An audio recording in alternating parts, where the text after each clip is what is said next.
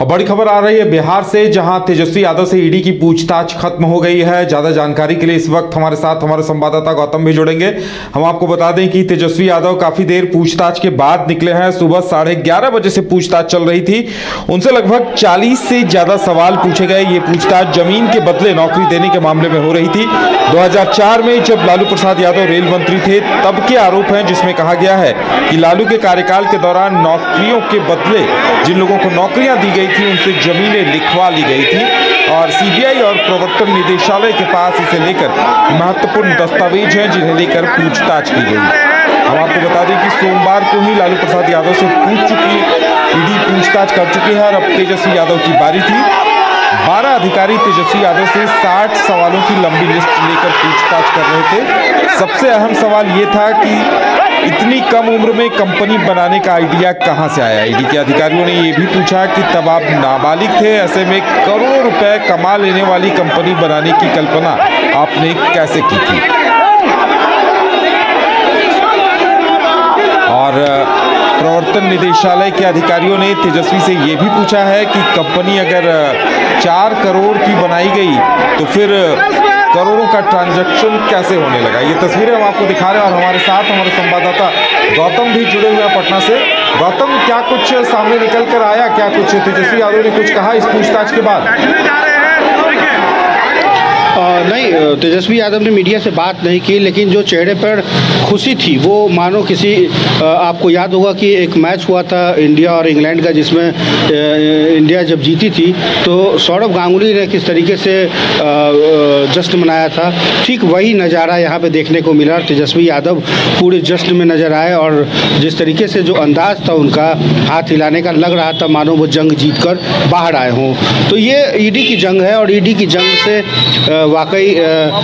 50 सवालों का जवाब देना एक बड़ी बात होती है और इन सवालों के जवाब के साथ साथ कहीं ना कहीं जो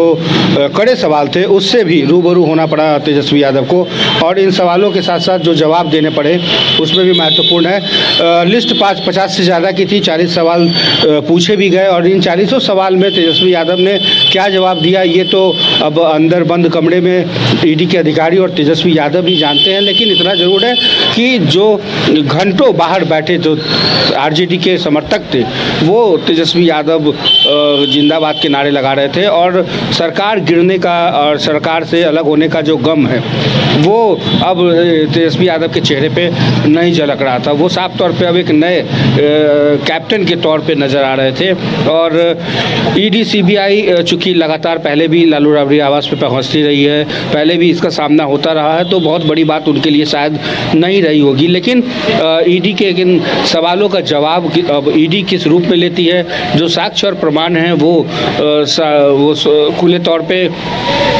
सामने है कि आखिर 2004 से 9 जब रेल मंत्री थे लालू प्रसाद यादव, तो उस दौरान जो तेजस्वी यादव थे उनकी उम्र वाकई बहुत कम थी और तरुण के नाम से वो जाने जाते थे। तरुण के नाम से रजिस्ट्री होती है, तरुण के नाम से ट्रांजैक्शन होता है, करोड़ों रुपए के अकाउंट खोल दिए जाते हैं। तो ये सारी प्रक्रिया सवालों के घेरे में है और कंपनी भी घेरे में है। कंपनी के कई लोग पकड़े गए हैं, मीसा भारती से सीधा संबंध है। इसके अलावा लालू राबड़ी के साथ साथ तेजस्वी यादव से सीधा संपर्क है। तो चीज़ें तो जो डॉक्यूमेंट्स के तौर पे हैं वो साक्ष्य है, प्रमाणिक है, लेकिन अब सवालों के जवाब किस रूप में तेजस्वी यादव ने दिए ये तो अब तेजस्वी यादव और ईडी के अधिकारी ही जानते हैं। लेकिन इतना ज़रूर है कि इन सवाल जवाब के बाद जो वीडियो रिकॉर्डिंग हुई होगी वो एक प्रमाणिक तौर पे आगे एक दस्तावेज के तौर पे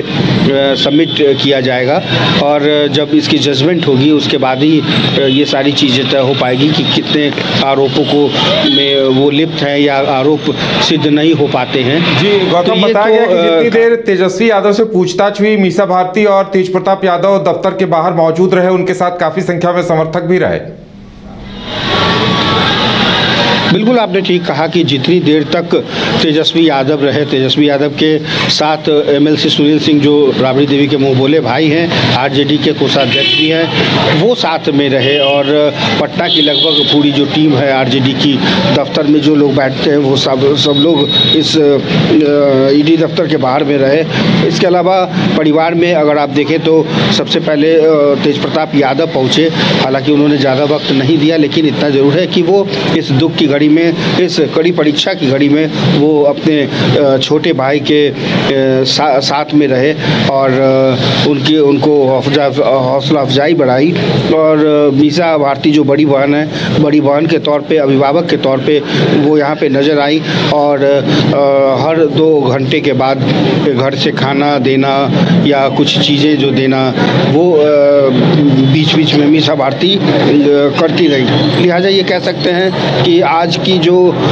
मीटिंग थी, आज की जो सवाल जवाब का जो झड़ी था, उससे तो सामना हो गया तेजस्वी यादव का, लेकिन इसके बाद क्या होगा, ईडी क्या आगे एक्शन लेगी या कानूनी जो दावपेच है उसमें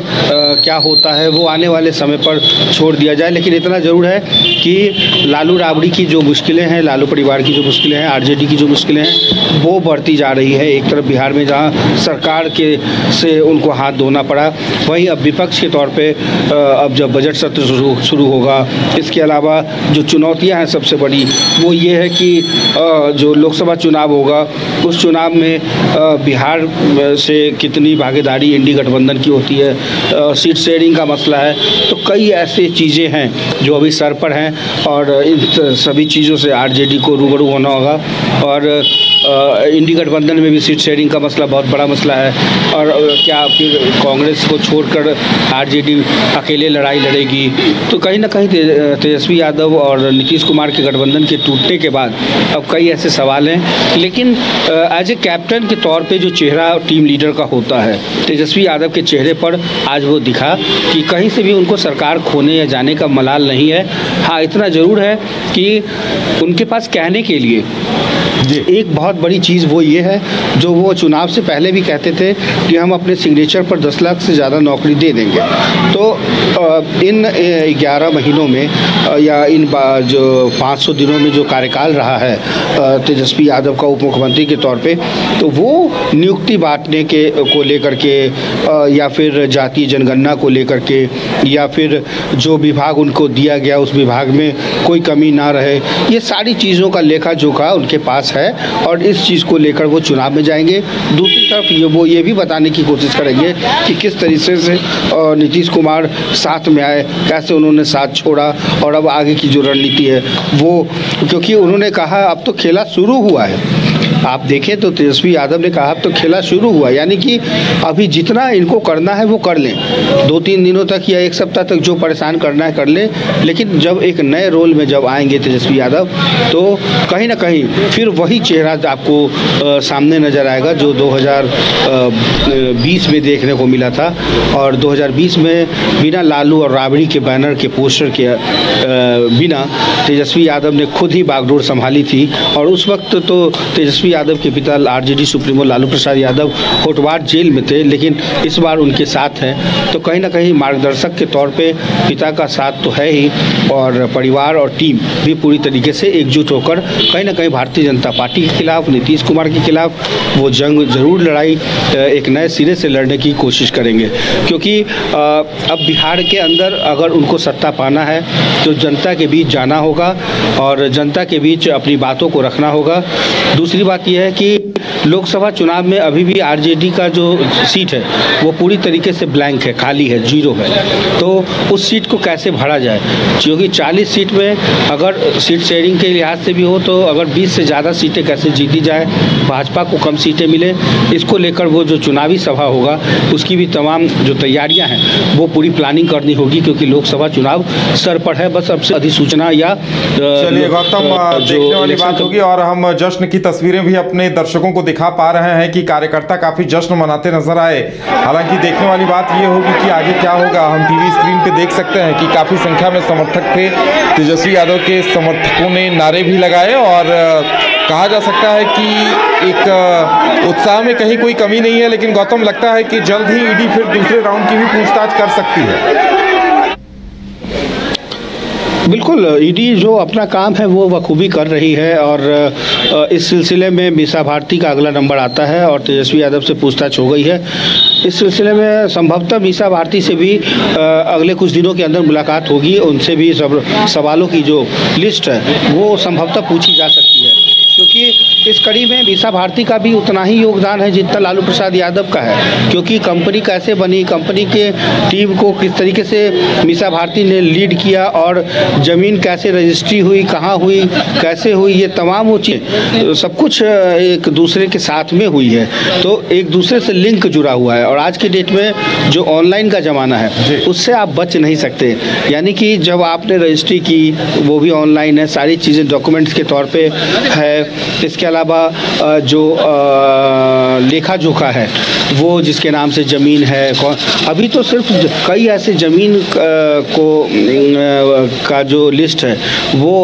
अभी शायद ईडी ने पत्ते ना खोले हो, लेकिन अंदर खाने से ये भी खबर आ रही है कि कई ऐसे ज़मीन को और तलाश रही है ईडी, जिसके तार आरजेडी सुप्रीमो के उस नौकरी से जुड़ी हुई है। तो संभवतः इंतजार करना होगा इन चीजों का और देखने वाली बात ईडी के एक्शन होता है और इस पूछताछ का निष्कर्ष क्या कुछ निकलता है। फिलहाल हमारे साथ जुड़ने के लिए और तमाम जानकारी देने के लिए आपका बहुत बहुत धन्यवाद।